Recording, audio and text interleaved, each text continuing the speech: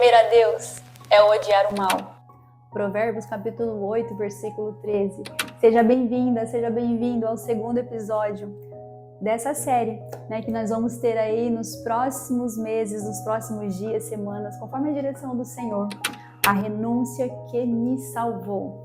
Meu nome é Daiane Souza, sou casada, mãe de 2 lindos filhos e vou hoje compartilhar mais um pouco do meu testemunho, daquilo que Deus tem feito na minha vida através de cada renúncia. Depois que nós conhecemos Jesus, nós nunca mais somos as mesmas pessoas. Todos os dias é uma oportunidade para mudança e todos os dias o Espírito Santo vai te chamar para essa mudança.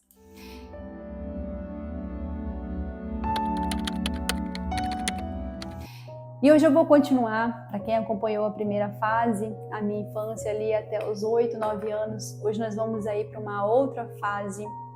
Eu vou compartilhar com vocês a continuação daquilo que eu comecei na primeira série. Para você entender, seria importante você acompanhar todas. Sei que durante a minha fala, nesse vídeo, nessa série, algumas questões podem ser mexidas dentro do teu coração, dentro da tua mente. A minha intenção não é abrir nenhuma lacuna e deixar ela aberta. A minha intenção é que ao abri-la, você entende que o Espírito Santo pode entrar e fechar. Pode entrar e mudar tudo aquilo que estava ferindo. Ele pode entrar e limpar toda a sujeira, toda ferida, todo machucado. E depois dessa limpeza, você vai até olhar as marcas. Mas aquelas marcas te lembrarão que era apenas um propósito para Deus te transformar, para Deus tornar a mulher que você tem sido. E foi isso que aconteceu nessa fase. Entre 9, 13, 14 anos de idade, eu vou tentar chegar hoje até os 16 anos de idade. Bom, algumas lembranças que eu tenho. A primeira fase, até os 7, 8 anos, a gente não tem muitas lembranças, as nossas lembranças não são tão reais, porque nós somos crianças fantasiam muita coisa, então nós temos que ter muito cuidado com essas lembranças dessa fase. Mas a partir dos 8, 9 anos de idade, nós não fantasiamos muito, nós lembramos daquilo que realmente foi real e que marcou a nossa vida, positivamente ou negativamente.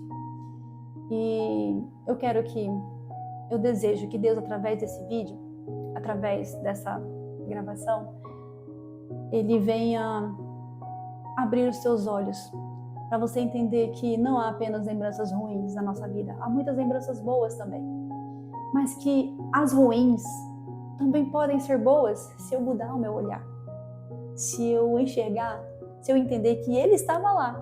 Como, por exemplo, eu lembro quando eu era criança, eu estava indo para o ensaio da orquestra, era o meu sonho tocar na orquestra, tocar um instrumento musical. Estava indo eu e meu irmão. E nesse dia eu tive uma ideia, vamos ir até a última rua. E a gente foi até aquela última rua. E não era a última rua da cidade, assim, era um morro, não tinha ninguém, porque era mato, morro. E aí a gente virou, no que a gente virou tinha 2 rapazes, um assoviou para o outro, meu irmão estava numa bicicleta, eu estava em outra bicicleta. Um segurou meu irmão, o outro me segurou e falou que era um assalto. Eu não entendia muito bem porque eu era criança, mas eu percebi que tinha algo errado, algo de ruim ali.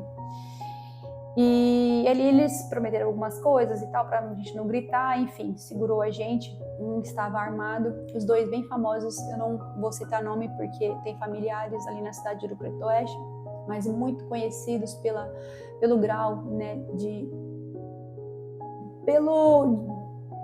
pelo perigo que eles causavam na cidade, apesar de ser menores de idade. Mas já mataram, enfim. E eu me lembro que ao assaltarem eu e meu irmão, um deles me segurou, colocou a faca, estava com arma, estava com faca também. Meu irmão estava do meu lado e ele disse assim: eu não quero apenas levar o que é teu, eu quero que você me dê um beijo. E ali eu olhei para ele, eu acho que eu tinha 12 anos, 13 anos, eu era bem nova e eu pensei, o que é beijo? Mas enfim, eu fui e tentei beijar. E aí ele falou assim, não é esse tipo de beijo, você sabe que beijo eu quero. E aí ele me apertou mais. E ali eu beijei e até hoje eu lembro do cheiro. Eu lembro do cheiro, do gosto, porque eles eram drogados, enfim. Do lado do meu irmão. E aí depois do beijo ele soltou continuou na frente. E aí ele voltou e falou assim, não quero só beijo não, eu quero mais. Vamos ali. E segurou eu e meu irmão. E nesse momento que ele falou, vamos ali, eu comecei a clamar pelo sangue de Jesus. Olha, uma criança, mas que sabia que existia um Deus. É importante você, que é mãe, ensinar o teu filho que o Deus que ele serve não é apenas um paizinho amoroso, mas é um pai justo, é um Deus fiel, um Deus verdadeiro, um Deus que entra em ação quando é necessário. E ali eu comecei a clamar mentalmente pelo sangue de Jesus, pedir socorro para ele, pedir para ele enviar um anjo. E no mesmo instante que eu estava orando, alguém gritou atrás, né, de mim e do meu irmão: "O que está acontecendo?" Um homem com uma camiseta branca. E ali eles foram embora e deixaram eu e meu irmão. E a história é muito longa. Depois a gente conseguiu prender eles na mesma noite, né? A minha mãe. A história é muito longa, o vídeo ficaria muito longo, mas enfim, um deles, enquanto naquela época eles apanhavam bastante dos policiais, enquanto ele era ferido ali por um policial, naquela época ele gritou, olhou para minha mãe e falou: "Eu vou acabar com a tua família. Vocês vão ver o que eu vou fazer." Ele ameaçou na frente de todo mundo e a rua estava cheia, porque estava sendo preso ali em flagrante. E ele fez essa ameaça. O tempo passou e é lógico que isso gerou trauma. É lógico que isso me marcou bastante com relação a cheiro, com relação a beijo, com relação quando eu vejo alguém andando na rua sozinho, tarde da noite, enfim. Mas aquela ameaça não seguiu adiante, porque Deus escolheu essa pessoa. E ele não fez nada com a nossa família.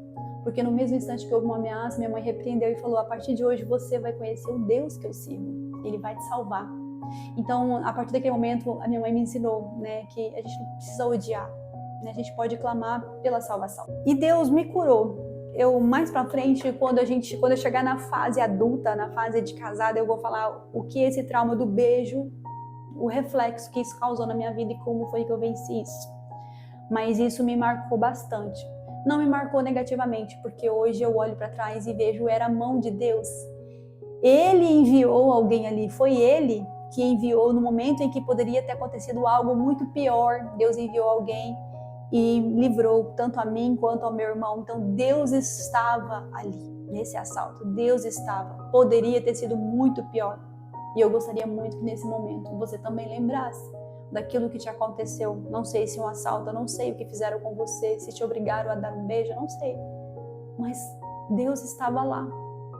Poderia ter sido pior. Deus estava lá e Ele me faz entender que Ele estava lá.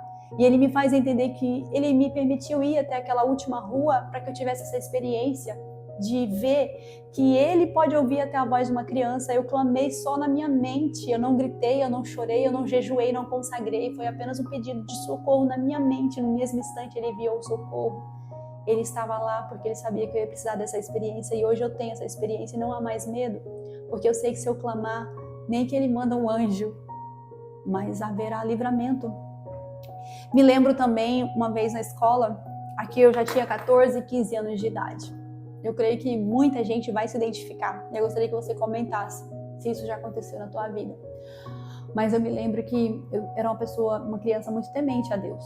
Então, novinha, apesar da idade e de ser adolescente, e a adolescência, né, tende a ser um pouco mais vaidosa, mas eu lembro que eu gostava de usar saia, blusa com manga, cabelo comprido. Eu gostava, me fazia bem isso. Mesmo tendo liberdade da parte dos meus pais, se quiser cortar, pintar, tanto que eu pintava meu cabelo.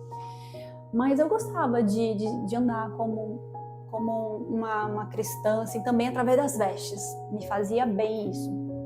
E aí eu lembro uma vez, era muito perseguida por isso. Era crentinha, tinha alguns apelidos. E teve uma vez, a aula terminou, eu estava indo para casa, eu e mais uma amiga, 2 amigas. E aí uma pessoa veio até mim, justamente uma pessoa que me perseguia bastante, e ela começou a gritar, chamar a crentinha, vem cá, e me chamou para brigar, e eu falei, eu não vou brigar, e ela querendo brigar, e eu fugindo daquilo, e as minhas amigas já se afastaram e me deixaram sozinha. Eu olhei, meu Deus, tô sozinha. E a escola toda gritando ao redor, querendo que eu brigasse. E eu me neguei.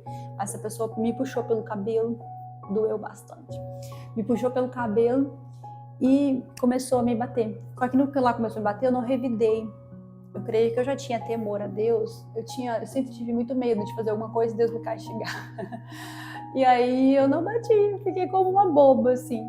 e não revidei. Só que no que ela começou a me bater, naquela época eu tinha um problema no meu nariz, eu não sei, na veia, eu não sei o que acontecia, mas sangrava com muita facilidade, então começou a sangrar muito. E no que começou a sangrar muito, aí ela parou de bater e me liberou e eu fui embora. E aí eu cheguei ali na casa da minha avó, chorando e sangrando muito, muito, muito, muito, muito. E aí compartilhei com a minha mãe e elas foram resolver na escola o que aconteceu. Enfim, o que eu soube é a motivação, né? Creio que algumas estão se perguntando, mas por quê? Isso já aconteceu comigo e até hoje eu não sei por quê. Mas comigo eu sei por quê. Ela disse que me achava muito certinha, muito santinha. Ah, ela é muito... quer ser diferente. Então, aquilo que eu acreditava, aquilo que eu vivia incomodava. A luz sempre vai incomodar as trevas. Então, apenas o meu modo de vestir, as minhas vestes incomodavam. Não era nem o que eu falava, porque naquela época eu não tinha essa ousadia que eu tenho hoje. Então, era só através das vestes mesmo. Mas aquilo incomodava ela. Mas Deus estava lá. Deus estava lá. E hoje eu olho para trás e isso não é um trauma, isso é um testemunho. Porque hoje Deus trouxe essa pessoa até mim. Me segue no Instagram, tudo, né? Tudo que eu tô fazendo ali, tá compartilhando, tá comentando. Ainda não consegui ganhar ela para Jesus, mas ela reconhece que foi algo maligno dentro da mente dela. Porque eu conseguia seguir os meus valores e princípios com firmeza, mesmo sendo adolescente, mesmo em uma fase que não há essa firmeza. Porque é muito difícil, mãe, compreenda o teu filho, a tua filha. Não é fácil, porque a gente quer se comparar. O adolescente, ele quer se comparar. O adolescente, ele tem a necessidade de fazer parte de algum grupo. E às vezes aquele grupo, todo mundo vai fumar. Então ele vai querer essa experiência também para fazer parte, para ele se sentir incluso. Porque ele quer se sentir incluso, ele quer ter acolhimento de grupos de amigos. E mesmo eu vendo que todas as minhas amigas, né, na questão... tudo era permitido para elas, eu quis andar na contramão. Não, nem que eu fique sozinha, mas eu não vou fazer isso. E isso gerou essa revolta. E isso pode acontecer em qualquer fase, qualquer idade. Mas hoje eu olho para trás e o Senhor me faz entender que era necessário. Porque hoje ela conhece alguém que não guardou traumas, alguém que perdoou, que fala de Jesus, que sempre está lhe respondendo. Deus nos uniu através daquilo que poderia ter virado ódio, aquilo que poderia, né? Mas Deus transformou isso em propósito e nos uniu depois de adultas, né? E me fez entender que Ele estava lá, Deus estava lá, porque poderia ter sido pior, minha cabeça poderia ter batido no chão, eu poderia ter revidado, eu poderia ter irado, ter também feito como ela fez e ficado envergonhada, receber castigo de pai, de mãe. Poderia ter sido muito pior, mas Deus estava lá. Deus sempre está conosco, não importa a fase, não importa as circunstâncias. Deus estava lá. Deus estava lá. E hoje eu entendo que Ele estava pelo que aconteceu. E eu lembro também, essa lembrança, ela doeu bastante. Mas eu vou compartilhar porque alguém precisa ouvir isso. Eu lembro que uma vez a gente estava fazendo prova numa sala de aula e eu fui dar cola para um colega e no que eu fui passar a cola para ele, sei que é errado, mas adolescente, não mede consequência, né? Fui passar a cola para ele, a minha professora pegou a prova, rasgou na frente de todo mundo e falou que eu não deveria fazer isso, que isso é muito feio, que eu deveria dar exemplo, rasgou minha prova e ela me reprovou na sua matéria. Também tenho contato com essa professora. E já não é mais trauma, porque eu entendi o propósito. Escuta, ela rasgou e eu reprovei. No que eu reprovei, como eu sempre, né, a filha mais velha carrega esse fardo que o mundo coloca sobre ela, porque biblicamente não existe, mas o mundo coloca, né, que o mais velho tem que ser aquele que cuida de todos, que é exemplo. Realmente nós temos que ser, todos têm que ser o exemplo, não é o mais velho. E quem tem que cuidar é o cabeça, é o homem, é o pai, né? Não é os filhos. Mas eu tinha dentro do meu coração, o entendimento que eu tinha naquela época é que eu tinha que ser o exemplo, eu tinha que ser a mãe para os meus irmãos. Então era inadmissível reprovar numa matéria. Eu tinha que ser a que tira nota 10. E aí quando eu reprovei numa matéria, Eu não tive coragem de contar o que aconteceu para os meus pais, não tive coragem de falar a verdade, mas eu tive uma coragem que às vezes muitos adolescentes, talvez você que está assistindo isso, tem. A gente não tem coragem às vezes de pedir perdão, de reconhecer uma falha, mas de pecar nós temos muitas coragens, né? E eu lembro que eu não tive coragem de confessar, de falar a verdade, mas eu tive coragem de ir na cesta de remédios da minha mãe. E peguei um remédio. Criança, peguei um remédio errado. Mas o que eu tomei vários comprimidos para morrer. Eu queria morrer. Porque eu preferia morrer do que ter que contar a verdade. Do que ter que abrir meu coração e dizer que eu falhei, que eu errei contra eles, que eu fiz tudo errado. Então, eu me lembro disso, dói bastante, porque eu queria morrer. O meu desejo era morrer. Eu não queria perdão, eu não queria que a professora me passasse de ano. Eu queria morrer e acabar com aquilo de uma vez. E se você já passou por isso, eu gostaria que você voltasse agora, aí na sua mente. Pensa no dia que você também pensou nisso. Lembra desse dia? Só que o que você queria não era morrer. O que eu queria, no fundo, não era morrer. Nós nunca queremos morrer. Nós não queremos ter problemas. Nós não queremos vencer o nosso orgulho. Porque sim, o suicídio tem muita ligação com o orgulho. Medo de julgamento, medo do que vão pensar, do que vão dizer, medo da comparação, medo de falhar e medo de ser um motivo de riso, de chacota. Então é melhor deletar a minha história do que ter coragem de recomeçar. O suicídio tem muita ligação com o orgulho, porque eu não medi as consequências do que aquilo podia causar na vida da minha mãe, do meu pai e dos meus irmãos. O suicida não mede consequência. E nós precisamos ensinar para os nossos filhos, nós precisamos trazer racionalidade na vida das pessoas. Mas é porque ia ferir as pessoas, então ele preferiu se ferir. Fere as pessoas. O suicida fere, porque ele deletou os seus problemas, mas o pai ficou, a mãe ficou, os irmãos ficaram. Se isso já se passou no teu coração ou se passa no teu coração, por favor, pense nas consequências. Mas eu vou somente me ferir. Melhor me ferir do que ferir um monte de gente. Você vai ferir um monte de gente. Um monte de gente. Todos que ficarem vão se ferir. Porque vai ficar a dúvida. Eu fui o causador disso? Por que eu não evitei? O que eu poderia ter feito e eu não fiz? Você deletou um problema, mas vai deixar 1000 problemas. Então, suicídio não é solução para nada. Tirar a própria vida não é solução para nada. Não é. É apenas um problema muito maior que você vai deixar. É uma bola de neve que o suicida deixa até a volta de Jesus. E essa bola de neve um dia vai voltar novamente como julgamento, como consequência.